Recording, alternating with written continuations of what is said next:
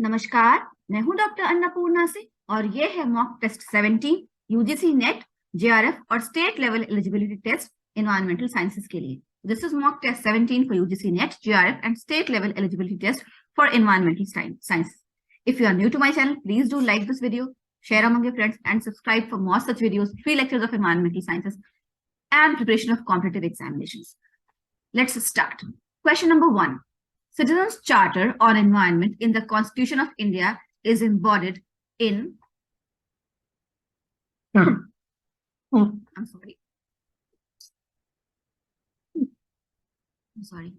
A. Article 48, B. Article 48A, C. Article 49A, या D. Article 51A.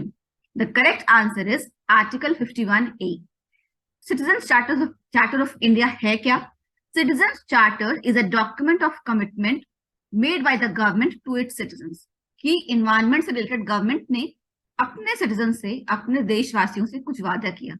वो वादे जो हैं वो आर्टिकल 51A में लिखे हुए हैं. ठीक है, आंसर होगा डी. Question 2.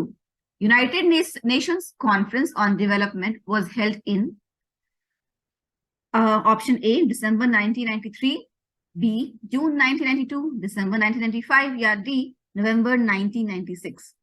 इसका सही जवाब है जून 1992. जून 1992 में United Nations conference on development हुआ था और ये हुआ था रियो डी जेनेरो, ब्राजील में. और उस कॉन्फ्रेंस का नाम था United Nations conference on sustainable development. ठीक है, ऑन डेवलपमेंट. और उसी शहर में उसी के 20 साल बाद फिर एक और कॉन्फ्रेंस हुआ जिसका नाम था United Nations conference on sustainable development, Rio conference 2012. पहले जून 1992 में हुआ और फिर 2012 में भी ये कॉन्फ्रेंस हुआ और वही रियो डी जेनेरो, ब्राजील में. ठीक है, B, June 1992 is the correct answer. Question 3. The UN decade of education for sustainable development is. UN decade of education, decade मतलब होता है दशाब्दी, तो वो कौन सा था? तो सही जवाब है बी, 2005 से 2014 तक. B is the correct answer. If you want to go and solve this mock test yourself, just mute the video and solve it yourself. आप वीडियो को म्यूट करके खुद भी ये सॉल्व कर सकते हैं, और अगर नहीं तो फिर मेरे साथ चलिए. Which of the following international events was not related to climate change? इनमें से कौन सा ऐसा इंटरनेशनल इवेंट है जो क्लाइमेट चेंज से जुड़ा हुआ नहीं है? UNFCCC, United Nations framework for climate change. तो ये तो है मॉन्ट्रियल प्रोटोकॉल 1987. मॉन्ट्रियल प्रोटोकॉल जो था वो ओजोन डिप्लीशन से रिलेटेड था. Stockholm conference on human and environment 1972. तो ये ह्यूमन बीइंग्स और एनवायरनमेंट के हर एस्पेक्ट से डील करता था और ये शुरुआती कॉन्फ्रेंस था, तो इसमें भी क्लाइमेट चेंज की बात की गई थी. उसके अलावा क्योटो प्रोटोकॉल, तो क्योटो प्रोटोकॉल भी क्लाइमेट चेंज और ग्लोबल वार्मिंग से रिलेटेड है. बी, मॉन्ट्रियल प्रोटोकॉल, ये ओजोन डिप्लीशन से रिलेटेड है, इसमें क्लाइमेट चेंज की बात नहीं की गई. आंसर होगा B. Question 5. Hazardous waste management and handling rules were enacted in which year? एक मिनट, स्पेलिंग गलत है. किस साल hazardous waste management and handling rules बने थे? तो इसका आंसर होगा A, 1989. यहाँ पर जो UN decade of education for sustainable development है, क्वेश्चन 3, उसको मैं थोड़ा एक्सप्लेन कर दूं so that you never forget. तो क्वेश्चन 3 में जो यूएन डेकेड ऑफ एजुकेशन है फॉर सस्टेनेबल डेवलपमेंट है 2005-2014 तक चला, और वो किया गया था to mobilize the educational resources of the world to help create a more sustainable future. Education was one of the paths to attain sustainable development mentioned in Agenda 21, the official document of 1992 Rio Earth Summit, which was Agenda 21. Education and learning about sustainable development was important. तो क्या था कि अगली पीढ़ी को हम कैसे बताएंगे कि सस्टेनेबल डेवलपमेंट इंपॉर्टेंट है? एजुकेशन के थ्रू. और एजेंडा 21 में एजुकेशन भी एक मुद्दा था और इसीलिए यूएन डेकेड ऑफ एजुकेशन 2005 से 2014 तक उसको सेलिब्रेट किया गया. ठीक है. Question number 6. Match the following. ये बहुत इंटरेस्टिंग क्वेश्चन है और मैं हर बार बोलती हूँ कि मैच द फॉलोइंग में सारे सवालों के जवाब आपको सही से नहीं आते, और जिसमें आप श्योर हैं आप देखिए, जैसे अर्थ डे 22 अप्रैल को मनाते हैं, तो वर्ल्ड एनवायरनमेंट डे 5 जून को मनाते हैं. अब देखिए कि ए को 3 से मिलाना है और बी को 1 से, और वो ऑप्शन कौन सा है जहां पे ए 3 से मिला हुआ है और बी 1 से? ऑप्शन है बी. ठीक है, तो क्वेश्चन 6 का आंसर भी होगा बी. अर्थ डे को 22 अप्रैल, बी वर्ल्ड एनवायरनमेंट डे 5 जून, ऐसे ही ओजोन डे 16 सितंबर और वर्ल्ड नेचर डे है 3 अक्टूबर। ठीक है, match the following. Sites, sites क्या होता है? Convention on international trade in endangered species, okay, of wild flora and fauna. This convention banned the international commercial trade in African ivy. So CITES, ठीक है। Bezel क्या था? Basel convention के बारे में, बेजल क्या था? Basel convention on control of transboundary movement of hazardous waste and their disposal was signed on March 22, 1989, effective since May 5th, 1992. तो 1989 अब बेजल कन्वेंशन को 1 से मैच करना है, ठीक है। तो B, Basel convention has to match with 1989, क्योंकि ये 1989 को साइन किया गया था। तो बी 1 से कहां मैच्ड? ऑप्शन डी में। So D is the correct option. और इसको आप रट लीजिएगा, क्योंकि ये सारे क्वेश्चन अलग अलग तरह पूछे जाएंगे। तो बेसल कन्वेंशन कब हुआ था? 1989। Sites, convention on international trade in endangered species of flora and fauna, ये कब हुआ था? डी में। ए है 2 से। 1973 UNFCCC, United Nations framework convention on climate change, ये कब हुआ था? सी 4 1992 में। और क्योटो प्रोटोकॉल बी, ये कब हुआ था? 1997 में। तो ये सारा याद कर लीजिएगा। ऑप्शन डी है, इसको अच्छे से रख लीजिएगा। Please memorize everything on option D, okay. Question A, assertion a black carbon contributes to global warming. Reasoning, black carbon behaves like a black body. Clearly अगर ब्लैक कार्बन है और वो ग्लोबल वार्मिंग कर रहा है, तो इसका मतलब ब्लैक कार्बन तो ब्लैक बॉडी की तरह बिहेव करता होगा, हीट अब्सॉर्ब करता होगा, इसलिए ग्लोबल वार्मिंग कर रहा है। तो सही आंसर होगा A. Both A and R are correct and R explains A well, ठीक है। So if black carbon is causing global warming, that means it is acting like a black body, right? So the answer will be A. Question 9, assertion ozone depletion in stratosphere causes melanoma. Okay. Reason, ozone gas largely absorbs UVA radiation. Well, ozone depletion in stratosphere does cause melanoma, but ozone gas does not absorb mostly UVA radiation. Ozone gas mostly absorbs UVB radiation. So A is true, but R is false. Okay.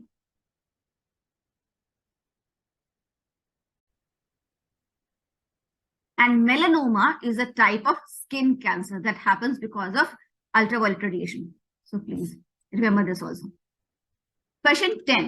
According to IPCC, International Panel for Climate Change, in order to restrict the global mean temperature rise to 2 degrees Celsius by the year 2050, global energy-related CO2 emissions, reference year 2005, needs to cut down by the year 2050. So international panel on climate change के तहत अगर global mean temperature के जो बढ़ना है उसको हमको 2 degree तक ही लिमिट करना है 2050 तक, तो ग्लोबल एनर्जी रिलेटेड जो CO2 इमिशन है उसको कितना कम करना होगा सन 2005 के मुकाबले, ठीक है। तो उसको कम करना होगा 50% तक, 50%। A is the correct answer. Question 10A, what was the theme for the International Ozone Day in the year 2017? So the theme was caring for all life under the sun. Here it is important to know that this question came in the UGC NET exam of 2017 and hence they asked this question. But if you will be appearing for UGC NET exams 2023, then they will ask you about 2023 and not 2017. तो जो current year है उसमें जो conferences हो रही हैं उनकी क्या थीम्स है ये आपको याद रखना है, ठीक है। क्वेश्चन 12, क्योंकि उससे क्वेश्चन पूछते हैं। Which of the following is not a Millennium Development Goal? Millennium Development Goal इनमें से कौन सा नहीं है? ओके, एंश्योरिंग एनवायरमेंटल सस्टेनेबिलिटी, ये तो सर्टेनली है। Eradicating extreme hunger and poverty, ये भी मिलेनियम डेवलपमेंट गोल है, हंगर और पॉवर्टी को हटाना, क्योंकि वो इन्वायरमेंट के डैमेज की वजह से हंगर और पॉवर्टी होता है और हंगर और पॉवर्टी की वजह से फर्दर फिर इन्वायरमेंट डैमेज होता है। C, developing global partnership for development, ये भी एम है क्योंकि सब लोग आपस में सारे देश मिलके आए और डेवलपमेंट करें।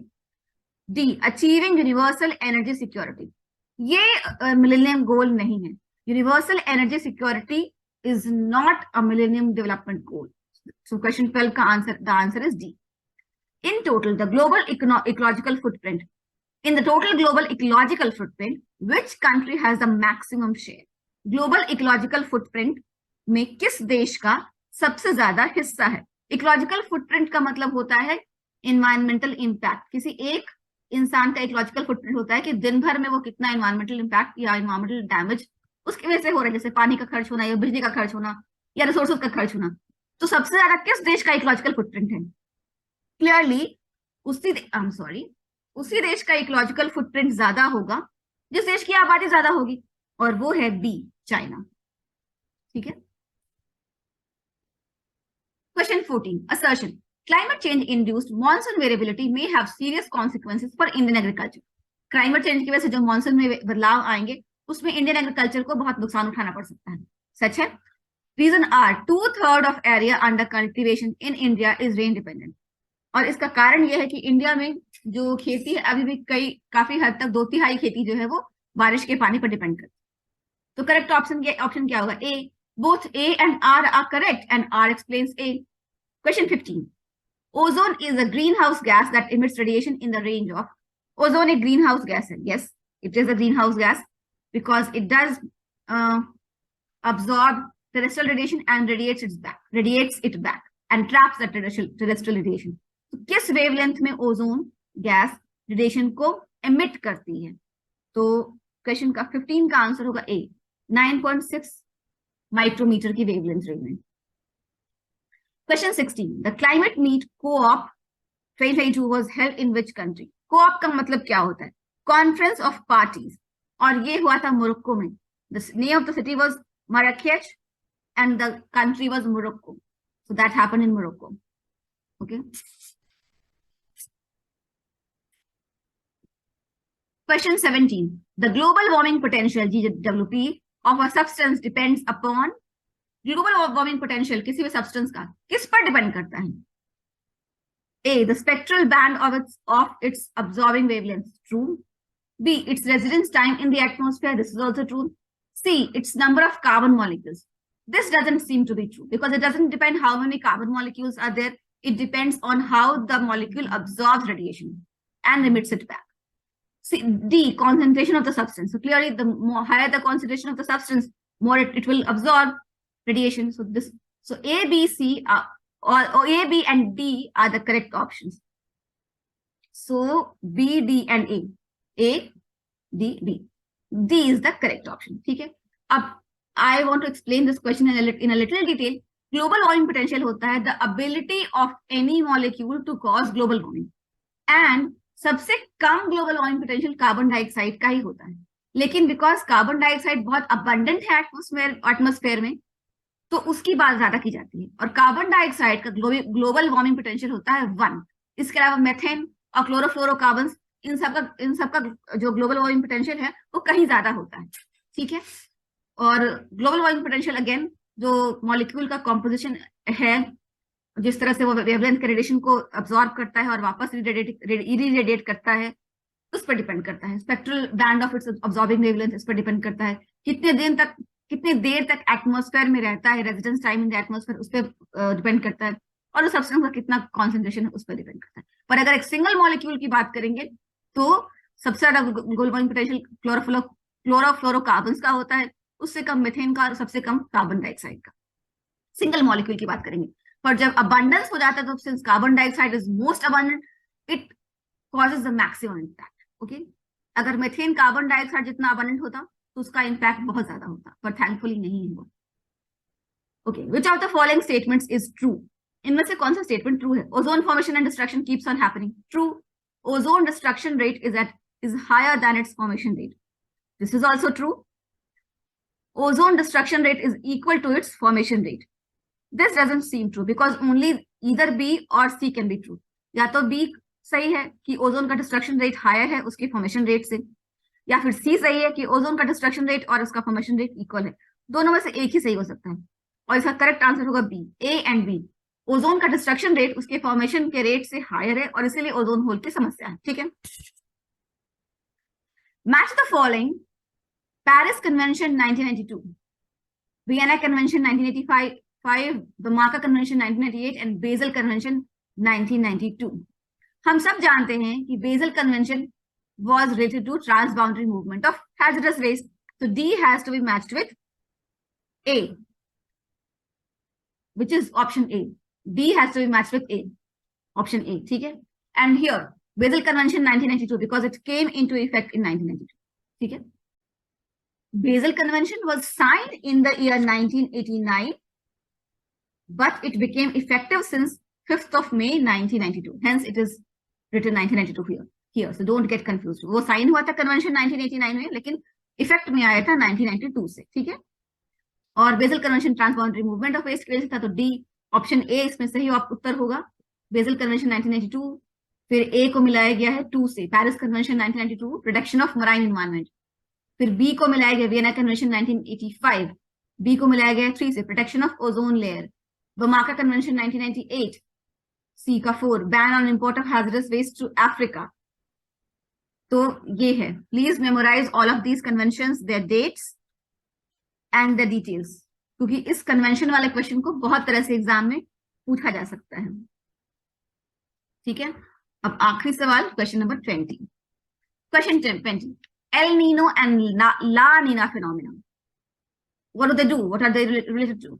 A, decrease water temperature in the eastern Pacific Ocean. B, increase water temperature in the Gulf of Mexico. C, occur in a definite pattern every 10 years. D, cause changes in global temperature and precipitation pattern. So El Nino and La Nina phenomena, they certainly cause changes in global temperature and precipitation pattern. So certainly D is the correct answer. Okay? Let us understand a bit more about them. El Nino and La Nina phenomena are associated with a band of warm ocean water developing in the central and east central equatorial Pacific, including the area of Pacific coast of South America. High air pressure in Western Pacific and low air pressure in Eastern Pacific cause global changes in temperature and rainfall and affect agriculture and fishing. तो ये है El Nino और ला नीना, ठीक है? आज के लिए इतना ही। आई होप ये टेस्ट आपके लिए यूजफुल रहा होगा। अगर आपको कहीं भी कोई डाउट है या आपको लगता है मैंने ठीक से एक्सप्लेन नहीं किया है, please do let me know in the comments below and I will answer all your questions because I want you to succeed. Thank you. जय हिंद, जय भारत।